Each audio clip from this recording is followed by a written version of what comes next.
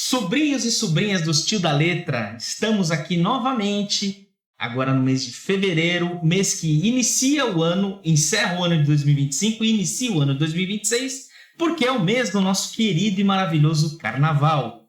Esse tão adorado, amado, nem por todos, festa popular, essa festa popular maravilhosa que une pensamentos, almas e corações nas ruas, nas casas, nos bailes, nas igrejas, por que não? O Carnaval, esse nosso querido amigo, está aqui conosco hoje e nós vamos hoje falar de alguns sambas enredos que marcaram a história, não pelo seu valor, não só pelo seu conteúdo, pelo seu valor histórico, mas também pelos seus refrões que ecoam na cabeça e passaram aí a ficar marcados na vida da gente. Eu começo aqui com a minha amiga Heidi Helen, nossa companheira, que vai dar o seu boa noite inicial aqui para nós. Vamos lá, Heidi? Boa noite, sobrinhos e sobrinhas dos Tio da Letra. Bem-vindos ao episódio de Sambas Enredos eternizados em nossa memória. Seguimos aqui com o nosso amigo André, que vai dar aí o seu boa noite para nós. André, o que você tem para nos falar sobre esse maravilhoso tema? Olha, boa noite, né? Primeiro, poxa, samba, né? Carnaval, é alegria, é folia. Eu acho que até as pessoas que dizem que não gostam de carnaval, gostam, sabe? É só porque ser brasileiro é gostar de carnaval, é curtir, é sair pra folia. A gente fica esperando fevereiro, a gente fica esperando o carnaval, a gente quer assistir as escolas de samba na TV, a gente quer ver os bloquinhos, a gente quer ver os bailes de carnaval, sabe? Então o carnaval tá no nosso sangue. Cara, o carnaval tá no nosso sangue e na nossa mesa hoje está simplesmente uma das pedras balizadoras desse programa. O homem que ajudou o André e o Júlio, que hoje não está conosco, mas estará aqui em breve. Júlio, um abraço para você. Elinho Guadalupe, um nosso querido tio da letra, assim, raiz, que hoje está aqui para falar de um tema que lhe grita no coração, que é o samba, o nosso querido carnaval. Elinho, por favor. Boa noite, espectadores. Obrigado, Fred. Obrigado, pai. André Lopes, muito obrigado pelo convite. É uma honra, sempre. E o carnaval, a maior festa popular. E vamos precisar de muita força, extravasar bastante nesse carnaval para encarar esse ano de eleição que vai ser barra pesada. E eu acho que a gente vai precisar muito mesmo de força e alegria. O carnaval vem agora, né, Elinho? Em fevereiro, né, oscila aí as datas do carnaval, né, questões lá dos solstícios e outros equinócios e outros detalhes aí. E o carnaval vem agora em fevereiro para iniciar um ano que realmente vai ser muito pesado. E acho que nós todos, em geral, que somos assim, tanto quanto mais progressistas, vamos devotar para esse carnaval realmente esse momento de extravasar e no pós-carnaval, a partir da quarta-feira de cinzas, se reenergizar para iniciar uma batalha que não vai ser nada fácil até outubro e novembro, quando se decidirá aí uma das campanhas, né, uma das eleições mais assim aguardadas e mais, digamos, até perigosas que a gente já se envolveu até então.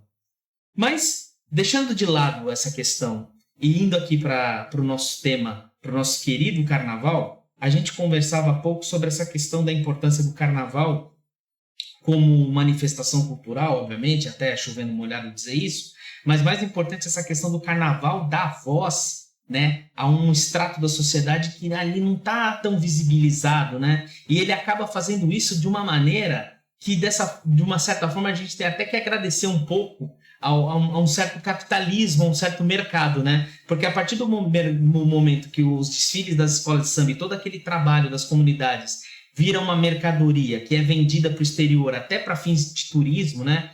De trazer o povo para dentro do Brasil, que agora, né, nos próximos dias vai ser inundado de turistas, né, de várias nacionalidades, as suas transmissões, as suas imagens vão se passar pelo mundo, também a mensagem das escolas, dentro desses sambas enredos até que a gente vai discutir, vão ser palco, vão pautar muito do noticiário e da visibilidade que o Brasil vai ter lá fora, e isso vai fazer com que essas vozes sejam também ouvidas, né? E que o seu trabalho seja visto. André, como é que tu vê essa questão do carnaval como manifestação cultural no sentido de trazer a voz do povo para a rua, para a TV, para a mídia em geral? Pô, eu acho assim que, primeiro, né, o Elinho depois acho que ele pode falar disso, mas o carnaval, ou o samba, a manifestação cultural de homens e mulheres negras, né, periféricas, de homens e mulheres negras que mostram a sua identidade com a sua música, de uma manifestação afro-brasileira, ele primeiro foi perseguido, né? Primeiro foi perseguido, para depois ser cooptado, né, pelo governo, né, pelo Estado e depois pela mídia, né? E aí, claro que a gente precisa, né, como resistência, a gente também precisa lutar com as armas do dominador, né? Quer dizer, a gente é uma coisa meio que dialética, né? O Estado, o capitalismo se apropria do carnaval, mas o carnaval também se apropria do Estado e do capitalismo para mostrar a identidade do povo, sabe? É uma coisa dialética e, assim, é legal você ver que o carnaval hoje é nacional, somos nós, mas também é internacional, né? E, assim, carnaval, eu acho que o carnaval hoje ele está menos estigmatizado, sabe? Não é o brasileiro que samba ou que joga futebol. Não, o carnaval é uma manifestação cultural, artística importante, tão necessária quanto qualquer outra manifestação cultural que esteja aí no mundo, sabe? O que você acha disso, Elinho? Elinho, cara, tem muita coisa para falar, eu não sei lá, cara. André, você tocou num ponto interessante aí sobre a maneira que o samba, né, o carnaval, eram perseguidos. O Getúlio, durante o Estado Novo, ele criou uma política que as escolas de sambas deveriam fazer nos enredos, os temas dos enredos deveriam exaltar o Brasil. Bom, claro que o Getúlio se beneficiou disso por conta da imagem dele, ele era presidente, enfim. E só que isso foi uma coisa positiva, que ele as escolas passam a ter subvenção, algum repasse de verba pública para poder fazer o carnaval da melhor maneira. E o mais interessante, que com isso ele cria o samba como um símbolo nacional. Cria identidade cultural do país através do samba.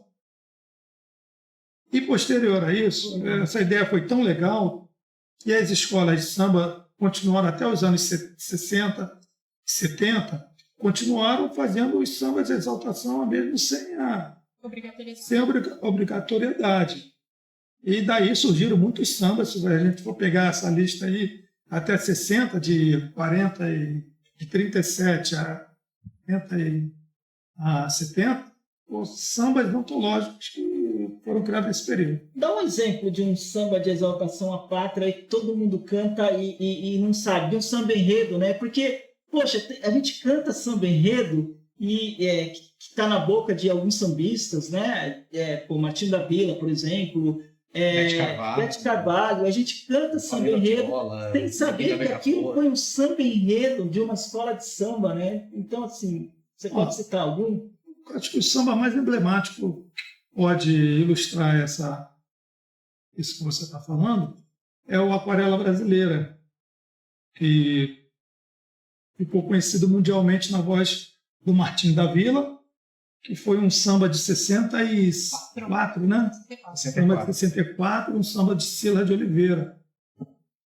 E todo mundo achava, inclusive, que o samba era do Martinho da Vila, né? E Aquarela, vejam, essa maravilha de cenário, é um episódio relicário. É um samba muito emblemático, que mostra realmente como era o samba e exaltação.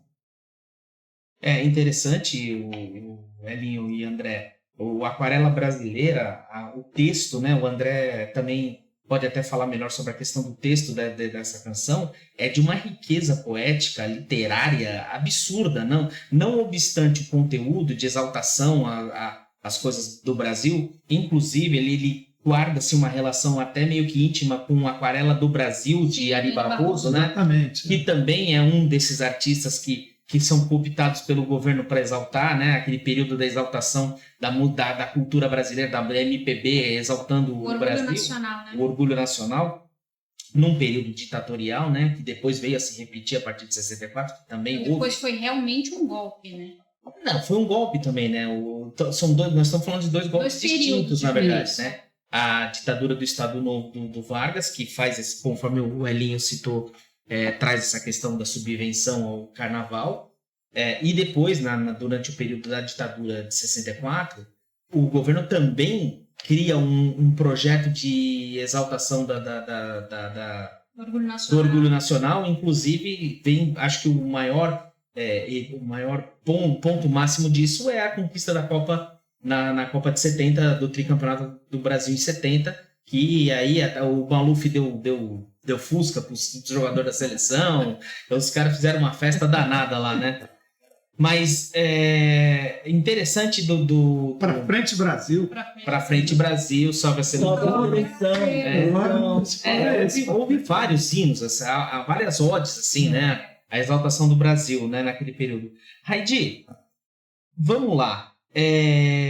A gente vai trazer aqui alguns enredos que ganharam destaque não só pelo seu valor histórico, pela sua letra ou pelo contexto que estavam encaixados ali, mas também pelo fato de serem canções que ganharam assim, que estão na memória do brasileiro. Tomaram as rádios. Não é só as rádios, elas estão na cabeça de... Até a pessoa que é alheia, que diz não gostar de carnaval, não vai sair impune a um Liberdade Abrasaza Sobre Nós, por exemplo, da Imperatriz Leopoldinense de 89, que acho que como eu estava comentando há pouco, é um daqueles sambas que para mim eram música de alguém, não era nem um samba enredo. Ou hoje o dia samba do mediano. Isso, exatamente. Aí, Raid, eu queria que você falasse pra gente qual a tua impressão sobre isso e qual é aquele samba que você acha que tá mais marcado assim, na cabeça do povo. Assim. Você citou um clássico, né? Mas o É Hoje, da União da Ilha, de 82, é hoje o dia da alegria, também caiu nas graças do povo. E a galera cantou a plenos pulmões, e tem gente que cantarola isso até hoje e nem imagina que é um samba enredo. Elinho, tem algo a acrescentar, Elinho, sobre... Eu acho que esse carnaval aí, a gente teve um intérprete, um puxador de samba, que é como eles são chamados, é o Haroldo Melodia, fantástico. Ele simplesmente deu um show na avenida com esse samba maravilhoso. Você tem razão. Melhores sambas. Eu acho interessante essa também, os puxadores, né? Que trabalho, né?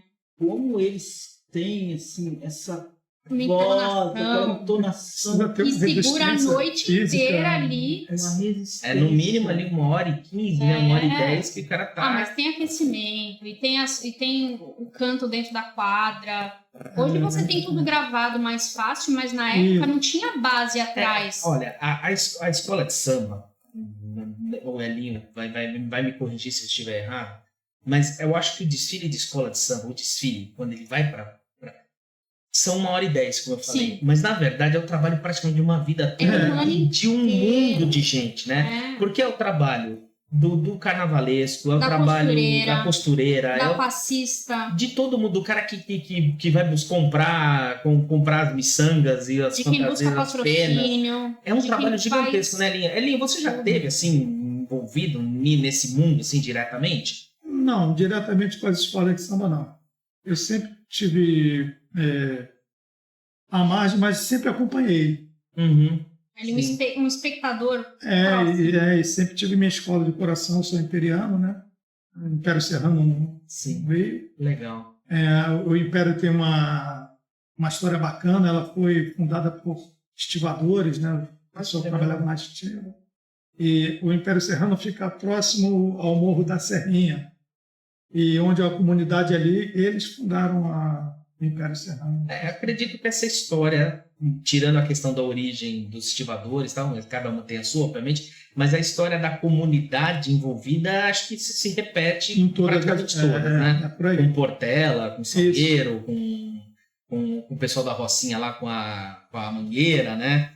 Exatamente. A escola de samba, como os blocos, geralmente eles se formam através de uma família que tem o futebol e que gosta de samba. E daí, se você for buscar a história das escolas... Agremiações. Invariavelmente elas vão estar nesse Grêmio recreativo, né? E a comunidade, exatamente. Começa como um Grêmio recreativo, esportivo e... Em Guadalupe, lá com a minha família grande, com tios, sobrinhos, tal, a gente tinha um futebol, tinha samba e a rua toda ficava em casa. Qualquer coisa a gente tinha apelido de família formigueira, porque era muita gente. Vamos lá no 18, que era o número da casa. Vamos lá no 18 no formigueiro, porque está rolando o samba lá. Nós tínhamos um futebol, claro, no meio do ano também, mas o ponto alto era o solteiro contra casado no dia 1º. 1º de janeiro. Depois, a gente rompeu o ano e tal. E era futebol legal. Era o futebol da ressaca, né? 10 horas da manhã, todo mundo lá e ninguém perdia. Ninguém perdia. Pô, 31 para 1º, futebol da ressaca. Não, claro, a gente estava... Sim, continuava a alegria ali, a folia. Dormia, tinha ali. 5 horas da manhã, para levantar, 10 para levantar. Mas o futebol era de lei. Pô, de lei, cara. Eu torci pelos solteiros, joguei pelos solteiros. Eu torci porque era molequinho, né? Eu torci pelos solteiros. Aí depois joguei pelos solteiros, joguei pelos casados também. Era um lance muito legal. Então, só para fazer a comparação, como a comunidade ela se junta, se une em volta do samba, do futebol, daquela coisa de estar junto. E a gente até tentou fazer um bloco ali, mas coisa que não deu muito certo.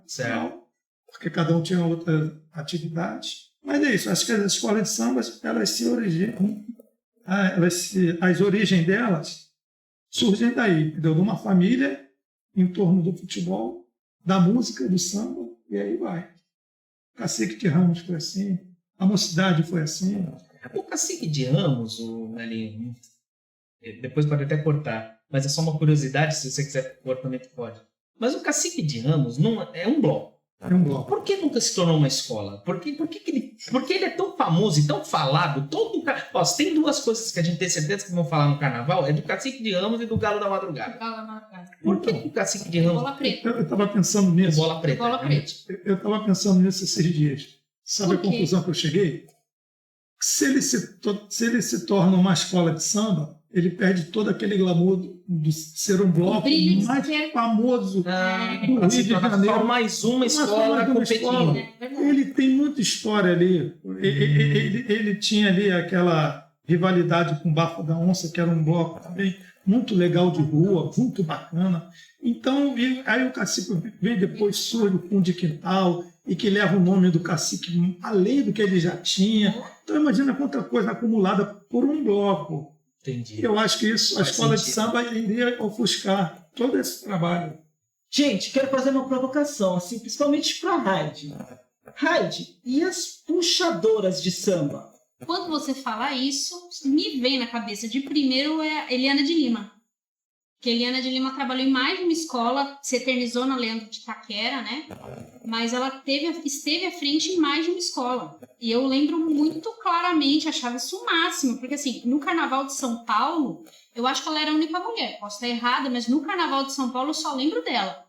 E você via ali aquele destaque e assim, não era uma mega voz potente, mas ela ela posturava a voz ali e mantinha ali todo o desfile e levava bem, sabe? Eu me lembro de, no Carnaval do ano passado, assistindo alguns dos desfiles, de ver mulheres dentro, porque não tem o puxador, mas tem uma entourage que fica com eles ali, e tem um que é principal e tem uns back vocals ali, né? Tem uns ali que ajudam. E eu vi algumas mulheres em algumas escolas, mas não como voz principal. Eu não me lembro, sinceramente, olha que lapso, né? Eu não me lembro da Eliana de Lima como puxadora principal. E eu não me lembro de nenhum carnaval que tinha uma mulher como voz principal. Elinho, tem algum caso assim? Então, essa provocação é muito boa. É excelente, André, você levantar isso, porque a gente tem um problema muito sério com o samba. E o samba ele é um ambiente muito machista. Muito, muito. Então eu vou voltar lá em 65, quando a Dona Ivone Lara assina o primeiro samba dela ao público, né? Foi a primeira mulher a escrever um samba enredo em 65. Embora antes disso, ela escrevia as músicas e quem cantava era o mestre Fuleiro, que era o primo dela, porque ela não tinha espaço. Já se viu uma mulher lá nos anos 55, 50, 60, chegar numa roda de samba lá da escola de samba e cantar um samba era um absurdo. E ela fazia os sambas e quem levava a fama era o primo, o mestre Fuleiro. E aí, bom, ela quebra essa barreira já em 65. Mas olha quanto tempo a gente ficou com esse ambiente machista. Quem aparece? Leci Brandão. Verdade. Leci Brandão consegue furar a bolha na Mangueira, uma compositora excelente, uma personalidade incrível. Eu tive a oportunidade de estar com ela em alguns blocos, no bloco do PCdoB, que estou com a camisa aqui faz 15 anos. Olha, que legal. Ela já esteve nesse bloco. Cara, que legal. O André ganhou uma aqui também. E a Leci, que é uma grande deputada federal, né? Está com um mandato até hoje. E se tudo der certo, ela vai emplacar mais um. Milita muito na área da cultura, né? Do PCdoB.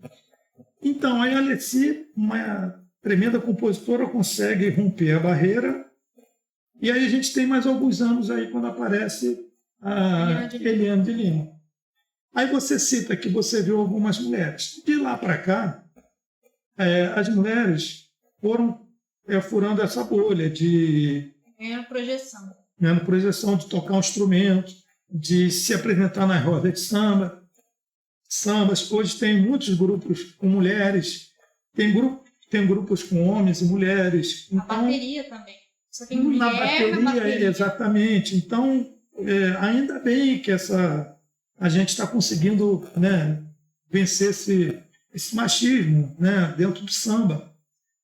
E até, inclusive, essa questão dos assédios hoje, eu tenho uma roda de samba que é dos Inimigos do Batente, no do Borogodó, uma casa em São Paulo, que a gente tem um texto que pega o gancho do não é não, que é os assédios que as mulheres sofrem dentro da roda de samba, sabe? Ou seja, por um músico, ou seja, pelo público, o cara que está ali desavisado e quer... Você acha no direito de dar um puxão. Exatamente. Então a gente para a roda de samba, roda lá com 200 pessoas, e tal, falou, a gente está levantando uma questão aqui muito séria. As mulheres têm sofrido assédio, entendeu? Violência no ambiente, demais, né? Não pode. E aí, meus amigos, minhas amigas, é o seguinte, a gente selecionou aqui 10 sambas enredos que ficaram marcados na memória. Eu já citei aqui, né, o Liberdade, Liberdade e Abraças sobre Nós, da Imperatriz Leopoldinense, que é um refrão que acho que não tem um brasileiro que, no mínimo, que não conheça isso. Acho que a pessoa mesmo da pessoa que nasceu depois de 89, né, ela deve conhecer, porque até, se eu não me engano, recentemente foi até tema de um seriado, de uma novela, né? Isso. Um tema de abertura, né? De uma novela, alguma coisa assim. E é um hino mesmo, é uma ode, assim, absurda, né? Elinho, quer colocar alguma coisa? Sim, eu quero falar dos compositores desse samba. Opa! Que é o Niltinho Tristeza. O Niltinho, os apelidos são os melhores. Por que o Niltinho Tristeza? Porque ele é o compositor daquele samba lindo de carnaval que ficou marcado eternamente. Tristeza, por favor, vai embora. Niltinho Tristeza é o Preto Joia, que foi um puxador de samba, e acho que ele surge na própria Imperatriz. E depois ele foi para outras escolas também. E tem mais dois que agora vão me perdoar, que eu não lembro o nome.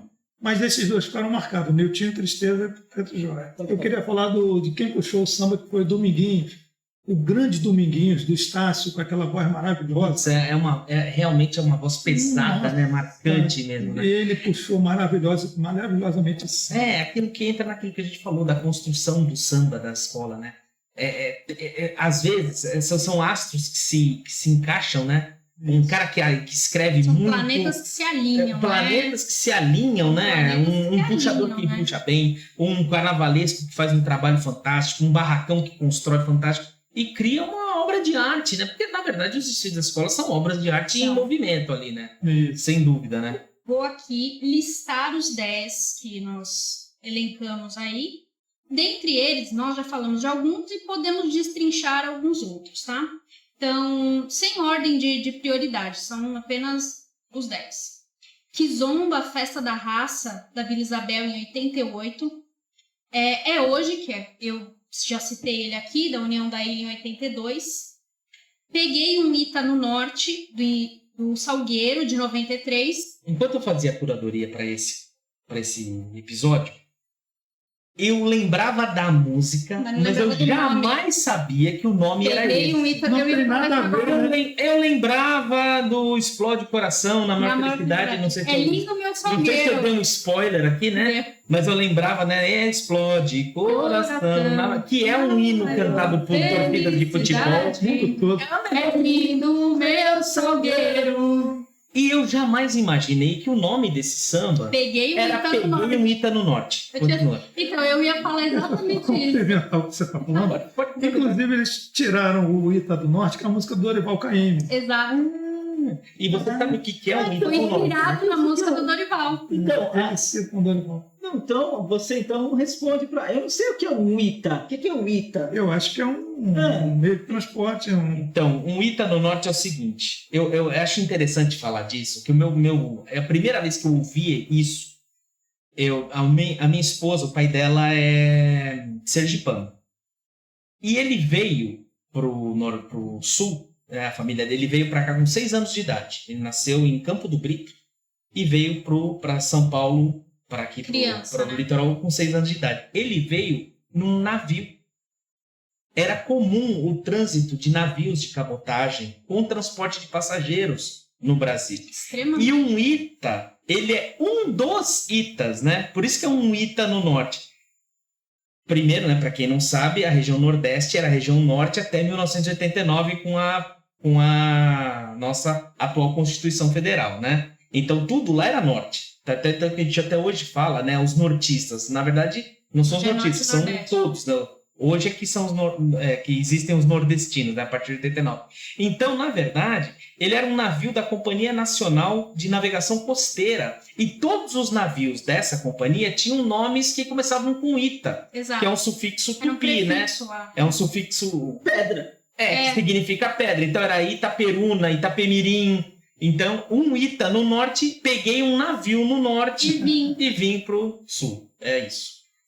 Bom, eu ia falar exatamente isso, que eu peguei um Ita no norte de Salgueiro, lá em 93, se falar, ninguém vai saber o que é. Explode Coração, aí agora todo mundo sabe qual é. Dei um spoiler aqui na rádio. Aquarela Brasileira do Império Serrano, de 64, a gente também já abordou aqui. Liberdade, Liberdade, Abre as Asas sobre Nós, da Imperatriz Leopoldinense, 89, também abordamos aqui. Sonhar Não Custa Nada, da Mocidade Independente, em 92. O Amanhã. Que essa também, quem não conhece, não tá vivo. O que será da manhã? Essa é mais uma daquelas que pra mim era uma música que alguém gravou. E explodiu em sucesso. Simone, eu me lembro mais com a Simone. Então, Amanhã, de União da Ilha, em 78. Ratos e Urubus, Larguem Minha Fantasia, da Beija-Flor, em 89.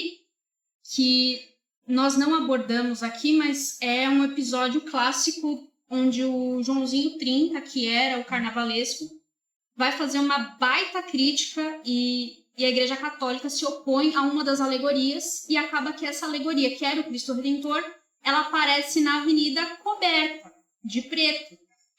por imposição da Por Igreja Católica. imposição Né? dessa reclamação da Igreja Católica naquela época. Essa alegoria do Cristo que veio tampada com uma espécie de saco de lixo foi um protesto da escola, não Sim. foi? Porque poderia se retirar a alegoria, não daria tempo de se fazer outra e colocar na avenida e não se poderia entrar com uma menos, porque você perderia ali pontos, né, no total. Então a escola falou, não podemos a alegoria do jeito que está, ok, vamos cobrir a alegoria. Cobriram a alegoria e ainda colocaram uma faixa censurada. Censurar. O que reverberou muito mais. Poderia ter até passado batido o desfile da Beija-Flor aquele ano, ou não passado batido, mas assim, sem essa repercussão. Mas e a repercussão que nós tivemos? Foi enorme depois disso. E foi internacional. Tinha depois... Só tem um detalhe. Seria impossível aquele desfile da Beija-Flor passar batido. Não passaria mesmo. Ainda que não seja pelo tema, né? Que Foi... traz a questão de uma revolta que o Joãozinho 30 se colocou lá com a questão de dizer que a cultura popular era lixo. Aí ele quis trazer a questão do lixo para a avenida, dizendo que, na verdade, o povo gosta de luxo, quem gosta de lixo esses vagabundos aí. Eu só vou me corrigir que quando eu falo que não teria tanto destaque, é porque o destaque dessa apresentação da Beija-Flor, ela foi internacional. Sim. Curou todas as bolhas da época num mundo que não era globalizado como é hoje, com internet, com esse acesso rápido à notícia, entendeu? É isso que eu acho, que acabou tendo uma dimensão muito maior. E, vamos falar a verdade? Ainda bem. Então, Ratos e Urubus, Larga Minha Fantasia da Beija-Flor, de 89. Atrás da Verde Rosa. Da Verde Rosa, Só Não Vai Quem Já Morreu, da Mangueira, em 94. Que só para contrariar gravou como música. Não, e aí eu vou falar um negócio. Essa aí, Atrás da Verde Rosa, Só Não Vai Quem Já Morreu, tem um negócio muito interessante, que ela é usada muito para tudo, né? Ela é usada para tudo. Atrás de qualquer coisa, só não vai quem já morreu. Em só comercial. Que, ultimamente, eu não sei se eu vou... Depois você corta se você achar que não deve estar no texto, tá? Mas eu acho muito legal eles usarem para falar do Olavo de Carvalho, né?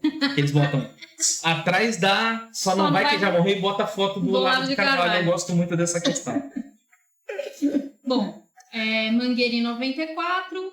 História para Ninar Gente Grande, também da Mangueira em 2019. Vou fazer aqui uma menção honrosa para Gaviões da Fiel. Em 1995, com um samba enredo que você conhece, Fred? Olha, infelizmente. Vamos lá, Fred. Não, eu sei de cor o enredo até hoje. Conta só um pedacinho pra contra gente. os meus princípios, eu não faria isso. Ai, me dê a mão, me abraça, viaja comigo pro céu. Sou gavião, levanta a taça com muito orgulho para delírio da Fiel. Ó, agora, brincadeiras à parte, eu cantei muito esse samba naquele ano. Meus amigos, em peso, são corintianos. Até hoje eles Eu entrava na farra com eles, ficava muito bêbado também com eles. E foi uma alegria, porque foi o primeiro carnaval vencido pela Gaviões também, né?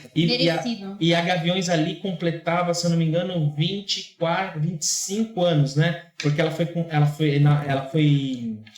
fundada em 69 e em 95 completaria 26 anos, mas no carnaval ainda tinha 25 anos. Então, tanto que a letra diz um brilho ao jubileu de prata, um vivo, um brilho ao jubileu de prata, convida a massa para comemorar, explode um grito na galera, tem gol de fera para delirar e... Eu não sei, conheço a letra que eu tô te falando.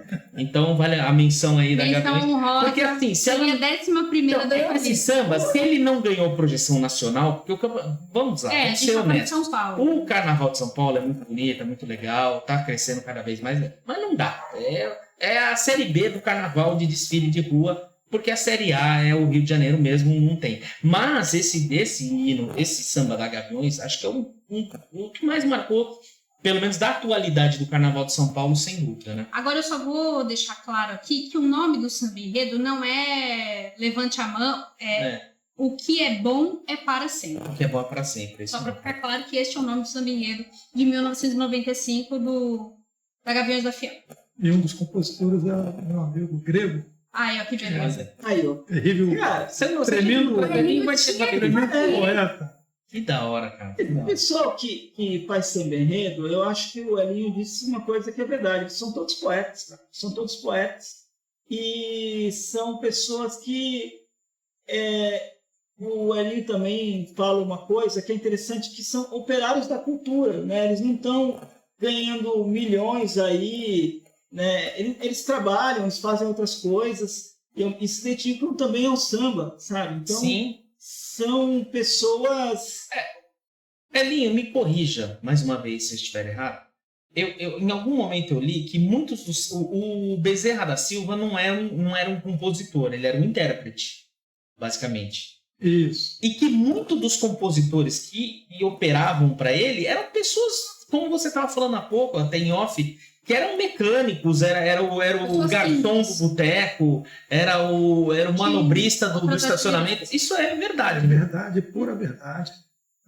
Gente do povo mesmo, de pessoas humildes, entendeu? Que estão às vezes com pouca letra até, mas que criaram hinos, né? O Cartola, o Dida Cartola. Pouca letra. Mas é isso mesmo. E o Bezerra, apesar de ser compositor, o Bezerra tinha uma coisa interessante. Ele trabalhou como músico da Globo há muitos anos, sim, como percussionista. Era um cara muito bom, era um músico excelente.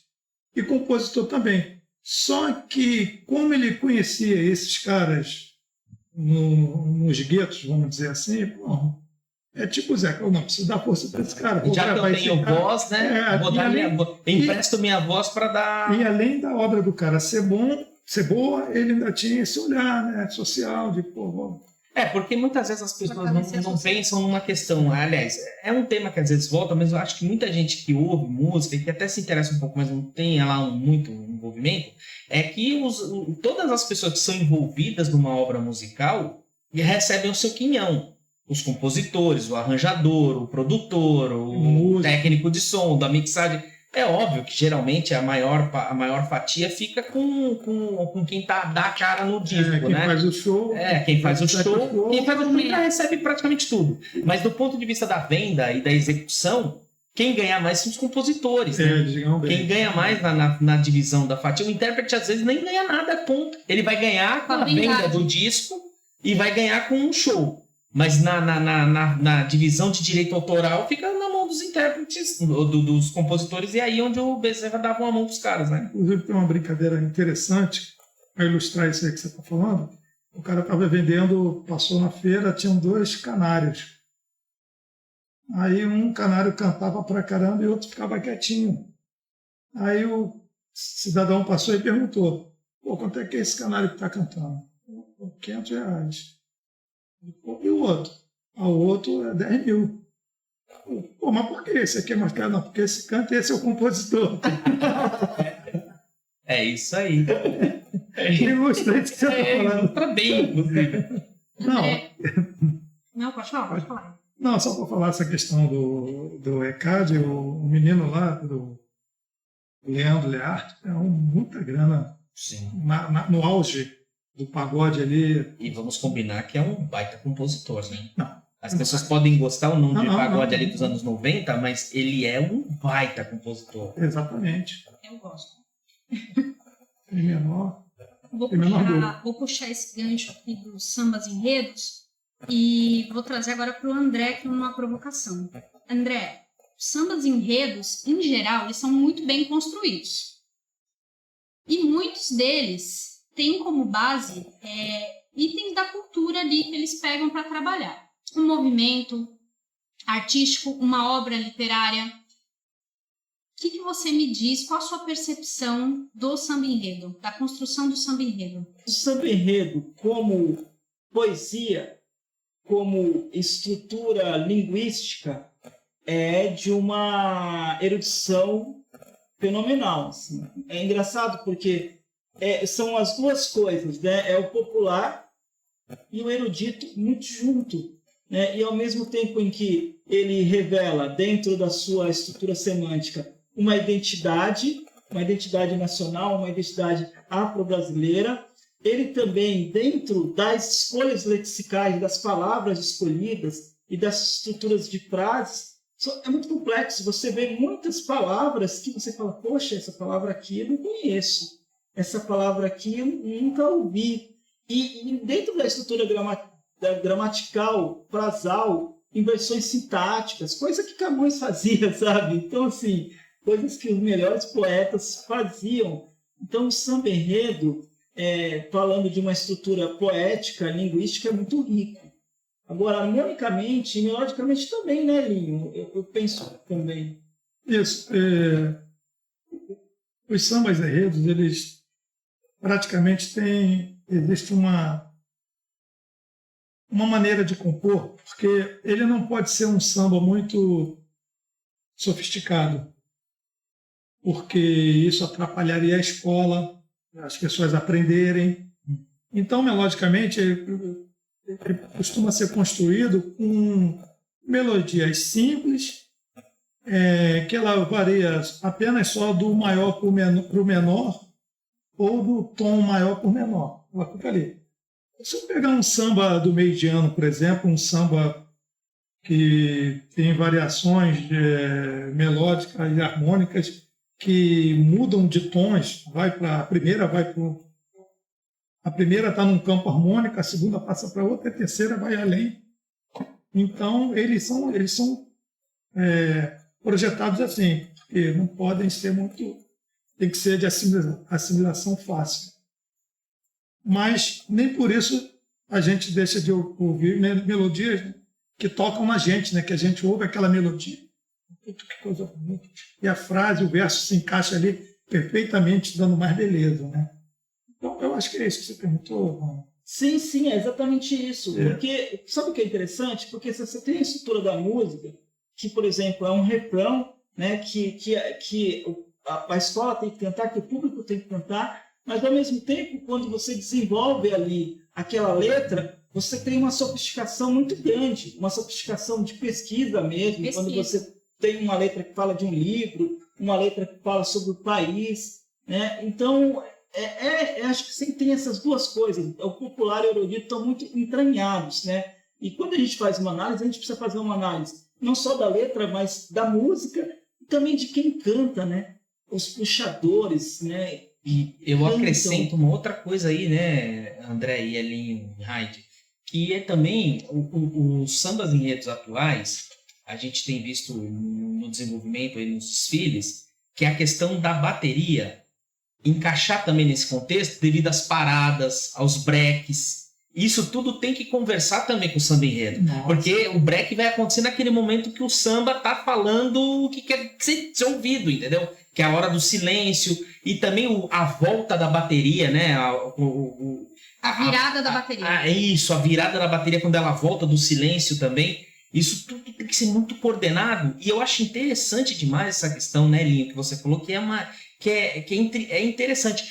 Ao passo que a letra busca uma sofisticação, a melodia e a harmonia tem que buscar uma simplificação e acaba fazendo aquilo que é a mágica do samba, que é fazer o texto chegar no ouvido de quem não está preparado para ouvir, entendeu? Não adianta você colocar um samba enredo no bar e o cara não vai entender, entendeu? E com todo o respeito, não é uma questão aqui elitista, mas é porque é complicado até para quem é até mais erudito mesmo.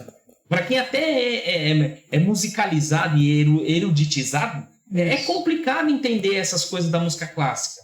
Ainda mais, imagina para um ouvido não preparado. E quando você traz essa questão de botar uma letra intrincada, uma letra com uma mensagem forte, com bastante erudição linguística, com um léxico e a escolha das palavras ali, você fazer um encaixe com essa melodia simples, né? E aí você faz a música chegar no ouvido, faz esses refrões se eternizarem, né? Que nem, Sonhar Não Custa Nada, da Mocidade de 82. Eu vejo a lua no céu, Mocidade sorrir, de verde e branco na Sapucaí. Isso é lindo, cara. E aqui, André, e aqui, até a letra é simples. Se você pensar, é um poema simples. Mas olha a força que isso tem.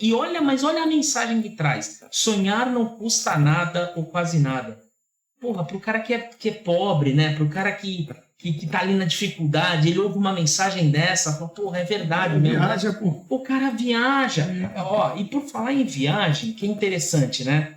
Ó, no Senhor Não Custa Nada, a letra da música, ela foge um pouco daquela coisa que a gente estava falando agora, do samba enredo que é militante, Sim. que é exaltação, do samba enredo que é pautado por uma questão identitária, ou de raça, ou de gênero. Ele é totalmente... É uma viagem, parece uma viagem lisérgica esse samba, cara. É sério, ele fala da questão mesmo do sonhar, do lúdico. É muito envolvente, cara. É onírica essa letra. Simples e chegou, ó. Bateu no ouvido do povo e tá aí até hoje. Você imagina, aquela pessoa da comunidade que trabalhou o ano inteiro e esperou aquele dia para estar na avenida e que canta isso com a emoção. Olha. O sangue pulsando ali quente nas veias e ele colocando a plenos pulmões esses versos. É uma emoção indescritível. Indescritível. É indescritível. Não, e diga-se de passagem, tem uma gravação linda pelo Emílio, né? Emílio Santiago. Sim. Ah, não conheço a Não versão sei. dele. É um...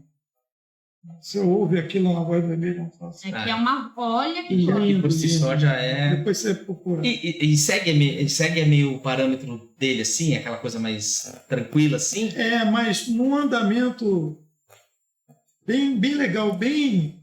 Não muito para trás, nem muito para frente. Entendi. Um andamento certo, cara. Legal. Porra, E aquela é voz gostoso dele, né? de ouvir. Você ouve 10 vezes... Elinho, no ano do centenário da abolição da escravatura, em 1988, a Vila Isabel veio com um samba que tá aqui, inclusive tá em primeiro lugar por uma questão meramente, né, organizacional, mas não que seja melhor ou pior, né? Que é Kizomba, Festa da Raça. Então, cara, nesse ano, a qualidade dos sambas foi lá em cima. Né? Foi cada samba um mais bonito que o outro. Deve ter sido muito difícil para jurar. Inclusive, eu vou citar rapidamente aqui o samba da Mangueira. É o samba do Jurandir da Mangueira, que é... O negro samba, o negro joga capoeira, ele é o rei da verde rosa. É um samba lindo. Lindo, lindo, lindo. 100 anos de liberdade, o nome desse samba. Samba lindo. Então, e Kizomba surpreende aí com esse samba lindo, de autoria do Luiz Carlos da Vila, que é um compositor de grande expressão nacional, considerado um dos grandes poetas, né, gravado pelo Zeca, gravado pela Beth, pelo Fundo de Quintal, e que eu tive a oportunidade de conhecer de perto o Luiz Carlos, ser amigo do Luiz Carlos e trabalhar com ele durante 6 anos, tocando na banda dele, isso no Rio e aqui em São Paulo. E olha como é que são as coisas, né? Eu conheci o Luiz no Rio, mas foi aqui em São Paulo que a gente teve uma aproximação mais forte. A gente criou um laço. Interessante. Né? Que legal, Elinho. Vamos nos encontrar em São Paulo. O Luiz conta a história desse samba o seguinte: ele foi convidado pelo Jonas e o Rodolfo, que são 2 compositores da Vila Isabel, tipo raiz. São os caras que fundaram praticamente a escola, aquele pau para toda a obra. E eles convidaram o Luiz para fazer o samba com eles. No dia que eles marcaram para fazer, que era o último dia para entregar o samba, eles tinham se reunido na Vila Isabel, o Luiz tinha sumido. E eles ficaram loucos atrás dos caras da vila. E ninguém achava, até que o Luiz falou que estava numa gravação e tinha esquecido que aquele dia era o último dia. E aí conseguiram contactar ele e falou: Luiz, nós vamos entregar o samba, você não vai entrar.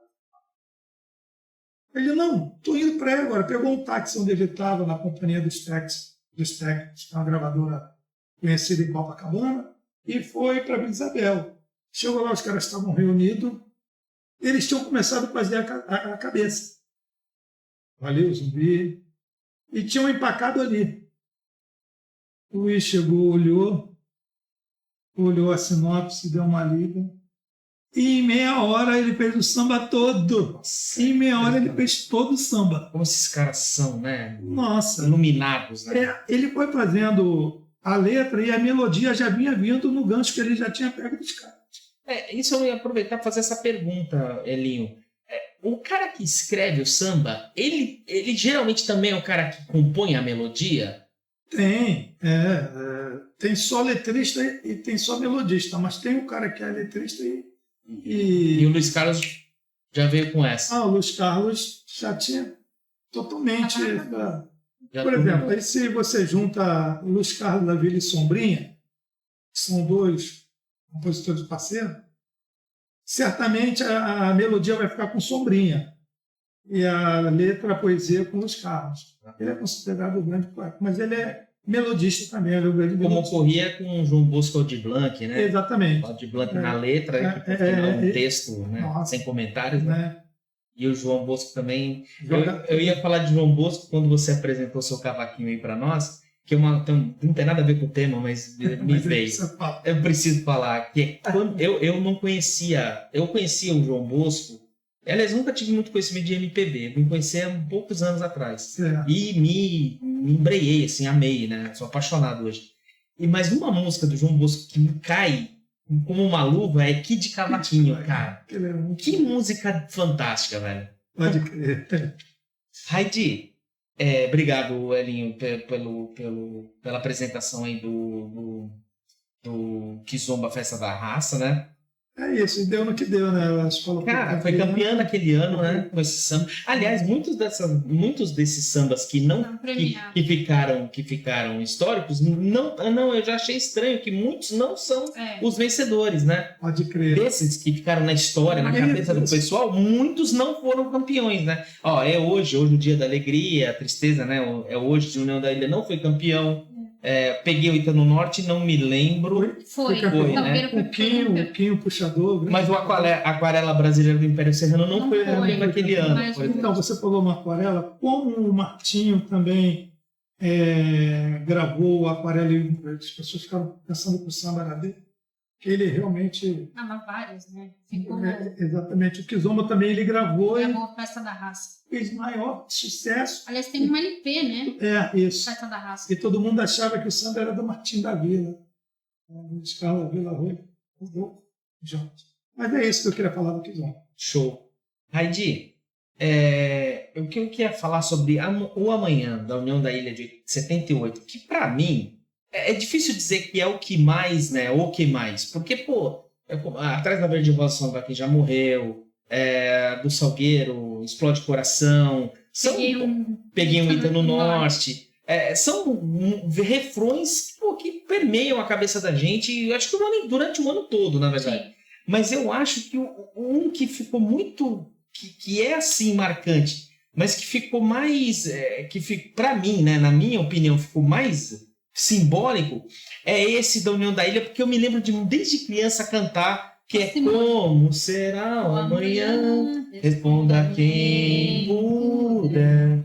O que irá me acontecer? O meu destino será como Deus quiser. Cara, além de lindo, né? Um hino de esperança aí, ele ficou, pra mim, pelo menos, não sei se pra vocês também, mas parece que é uma coisa que volta e meia vem na sua cabeça, assim, naturalmente. Vem. Você fala do carnaval, pensa no carnaval, você vai pensar num samba e o samba que vem na cabeça. E entra aquela questão que a gente falou, da letra com a melodia simples, tudo. E o interessante aqui é que ele é de 78, né? E 78 é aquele ano que a gente entra no governo do Figueiredo, né? Isso. Já começa a abertura, né? A abertura implementada pelo... Quem é o presidente antes do Figueiredo?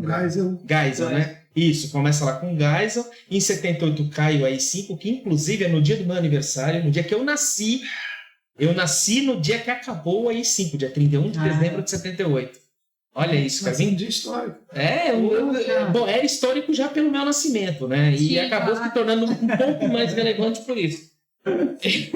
E ele vem com uma mensagem já dizendo: olha, o que vai ser do amanhã? Quem souber responde. O que vai me acontecer? É verdade. Agora, cara, vinha a abertura, né? A abertura do ano. Porque o carnaval tava lá, ó. Não, a mensagem é porque tá. a mensagem já guarda um pouco de relação com essa questão da abertura, O que vai era acontecer realmente. era a transição, como é que eles falavam? Era a abertura... Eles usavam uma expressão... jargão. Eles usavam uma expressão, a abertura... Redemocratização. Mas ele tinha um termo, era um trinômio, abertura conduzida e não sei lá, é que eles usavam. Mas já vinha, né, sendo noticiado de que o Geisel faria a transição do governo militar para o governo civil. Amigável. Então a União da Ilha já não sei se, sinceramente, historicamente, não sei se quem escreveu a letra já estava com essa visão de, olha, vai mudar, as coisas vão mudar. O que é que vai vir? O que vai acontecer? Acho que era um otimismo do que abriu um brasileiro. espírito de otimismo. Elinho, você se lembra assim do ano de 78? Você se lembra de como a coisa estava naquele tempo, assim? Então, é pouca coisa. Ah, tá. Pouca coisa. Tranquilo. Agora, mas eu sei que a gente estava numa abertura, eu acompanhava porque meu irmão militou muitos anos, uma organização de esquerda, e hoje ele é vice-presidente no Rio, PCdoB. Então ele pegou esse período todo, né, da luta armada, da resistência, movimento estudantil. Em 78 também que começam a ver que houve a anistia, né, e começam a voltar os filiados, né? Mas nesse período de 70 a 77 ainda tinha muito caça às bruxas, porque tinha um setor das Forças Armadas que não queriam essa abertura. Sim. Não queria anistia. Eles tinham uma resistência e teve um marcha. Houve até a tentativa de contragolpe do Silvio Frota em 77, né? Exatamente. E aí os caras continuaram ainda fazendo terrorismo. Teve a bomba que explodiu do no Rio Rio Centro. Mas já foi para 80 e pouco, né? Isso, né? Mas faz parte desse contexto. Faz parte desse contexto. Não se iam perder aquela boquinha, né, meu? Pode crer. Que podia fazer o que queria, roubar à vontade, quietinho, sem a imprensa. Então eu acompanhava alguma coisa assim. História para minar, gente grande. Mangueira em 2019. Você pode ver que é um dos mais novos aí da nossa lista, né? Ele vai trazer aí pra gente o quê, Fred? Então, eu não consegui, não é fugindo disso, mas o refrão desse samba, Brasil, meu negro, né, se tornou um refrão muito marcante naquele ano, mas eu acho que esse samba ele merece uma menção honrosa aqui pelo contexto, né, que ele se encaixou naquele ano de 2019, né? A gente vinha, 2018, da ascensão desse novo neofascismo. Em 2019, meio que consolidou aquelas práticas que vinham se implementando ali de um retrocesso cultural, um retrocesso civilizatório no Brasil. E a Mangueira teve a sagacidade de tocar na ferida, peitar, né? Isso, né? De peitar isso. Elinho, qual é o teu parecer sobre esse cenário? Cara, para mim, esse samba foi... Todo local que a gente fazia as lives, que eu fui beirando a pandemia. Sim, foi. Esse samba foi um samba de resistência durante a pandemia toda. Teve o carnaval. Logo veio a pandemia.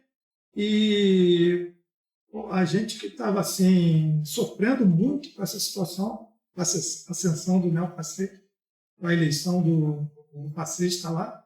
Então, esse samba para a gente foi um samba de cabeceira. Foi um samba de cabeceira que a gente se via ali representado, entendeu? Era a nossa voz, né?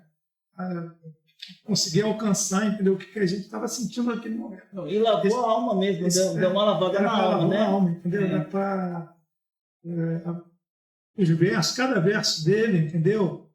Do dragão, né, do dragão lá do mar, né? Isso, do mar, que faz a menção lá, o escravo que defendia o pescador que barrava no cais, entendeu? Os navios negreiros, aqui ninguém embarca mais. O dragão do mar tinha esse papel. É o Chico da Matilde, né? Pode crer. Esse samba, ele exaltou muito essas figuras negras impactantes, né? Dandara, dos Palmares, aí, emblemáticas, né? O Chico da Matilde, Dragão do Mar, falou da Revolta dos Malês também, que resistiu lá à escravidão, e acabou também atacando, ferindo, né? O ego do pessoal do status quo do momento ali, né? Que foi falar de Marielle, né, e de outras figuras ali que inclusive Marielle tinha sido assassinada há pouco tempo, né, naquele momento, né, e acabou causando muita reverberação mesmo, e acabou também com a vitória, né, o que deixou o pessoal ainda mais oriçado com tudo isso, né. E falar também da poeira dos porões, né, da ditadura. Sim. Que também pode conversar com as embarcações, né? Isso. Os navios negreiros. E uma coisa que eu sempre gosto de citar, tá? Para quem não conhece a história daqui da Baixada Santista, a gente não gosta muito de regionalizar, mas a gente teve a presença do nosso querido Raul Soares aqui no Porto de Santos, né? Um navio que era utilizado como navio cadeia, né? Foi usado durante a ditadura durante muito tempo. Quem tiver interesse, curiosidade, vá buscar a história do navio Raul Soares, que é bastante interessante. Muito interessante a história desse navio, muito. Acho que vale a pena procurar. Bom, gente, eu acho que por hoje nós terminamos nosso episódio. Eu acho que foi uma aula de história. Falamos muito de história, falamos muito de resistência, falamos muito de cultura, né? Falar de samba é falar de cultura, é falar de política. Então, esse episódio aqui, para mim, é um dos melhores do ano, porque é o primeiro também. Olha, para mim é chover no molhado dizer a minha alegria de estar aqui hoje na presença do Elinho, do André, da Heidi, falar de um tema tão agradável, tão gostoso, e é engraçado que o Carnaval ele traz tudo isso, né? É um momento em que você pode misturar política, questões raciais, questões felicidade, sonho, esperança. Dá isso, pra projetar cara. Muita coisa. O Carnaval é fantástico, cara. Olha, se alguém um dia, ou se alguém não se rende ao Carnaval, azar dessa pessoa. É um azar. A pessoa não tá perdendo, porque não é a questão só de ir pra festa, pra farra, pros bailes, pra rua. Oba-oba. Não é só o oba-oba. Tem muita coisa envolvida, muita cultura, muita vida, muita arte. Então, mas como já diziam, minha carne é de carnaval. E o meu coração é igual. É isso. Sobre baianos. Valeu, gente. Cara, e pra terminar, claro, o Elinho tá com a gente, ele vai tocar samba. Claro, então... Não, e não é qualquer samba, né? Não. Fala desse samba, cara. Eu quero aqui agradecer a vocês pelo convite, que eu estou muito feliz de estar aqui, né, com essas pessoas. Só intelectual, entendeu? Eu estou me sentindo aqui um cara, entendeu? Comparado aí com vocês. Muito obrigado mesmo pelo convite. Esse tema é maravilhoso. Eu desejo vida longa para o Tios da Letra, porque o André teve uma sacada muito legal.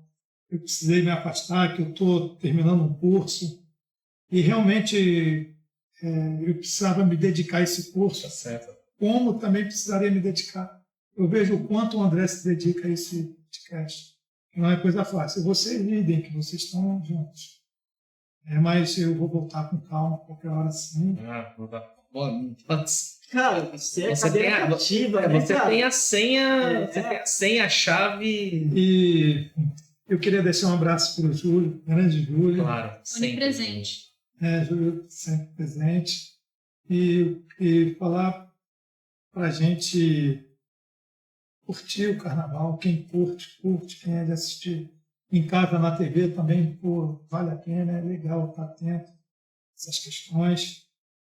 Eu quero deixar um abraço aqui, se vocês me permitem, para o bloco Cabaré dos Libertos, de Niterói, no Rio de Janeiro, que é um bloco um beijo para eles. Que nasceu agora, o segundo carnaval deles. O Juan e o Kleber, que são o Juan é meu irmão, o Kleber é um amigo de longa data, eles comandam lá o Cabaré dos Libertos. Esse ano o Cabaré vai desfilar com um tema os 120 anos de Ismael Silva. Uma coisa riquíssima. E o Cabaré é um bloco que ele tem uma proposta muito original de resgatar o carnaval da antiga. O clássico. Né? É exatamente, carnaval de rua, Muito legal. de marchinha, dos sambas de carnaval. E resgatando nada mais, nada menos do que o Ismael Silva, que foi aquele baluarte, fundador do Estácio Sá, né, da escola Estácio Sá. Legal. E eu tive a honra de ter um samba escolhido lá esse ano. Olha, legal. Samba de autoria minha e da Marlene, entendeu? E parece que houve um empate lá e eles botaram 2 sambas. Botaram 2 sambas. Eles botaram um samba e o nosso samba aqui empatou com esse. Aí eles falaram, não, vou botar 2 sambas primeiramente.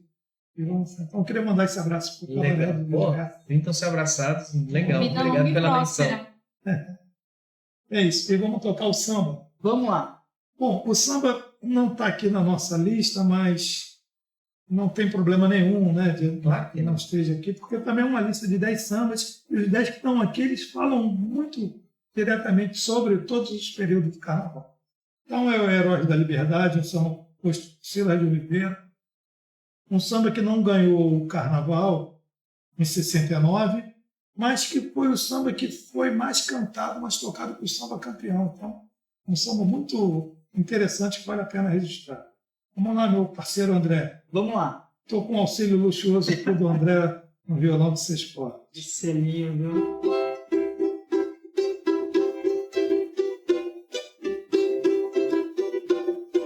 Passava a noite, vinha dia, o sangue dele corria, dia a dia. De lamento em lamento, de agonia em agonia, ele pedia o fim da tirania. Lá em Vila Rica, junto ao Largo da Pica, local da opressão, a fiel maçonaria, com sabedoria em sua decisão, maraiá, com cores de alegria, deu-se a abolição. A independência, laureando seu brasão, laraiá, ao longe, soldados e tambores, alunos e professores,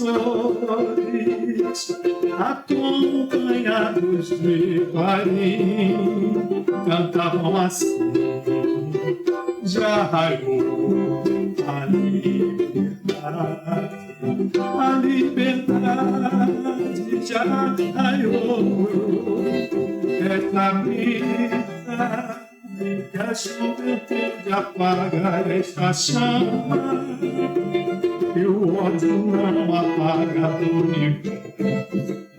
É a revolução em sua legítima razão.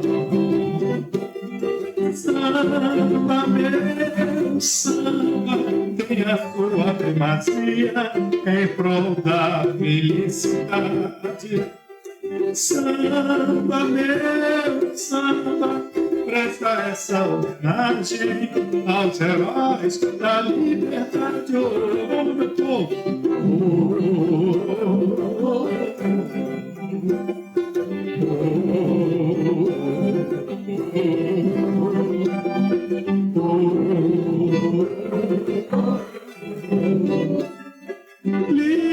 Liberdade, Senhor. Obrigado a esse coral lindo. Valeu, obrigado, cara. Valeu.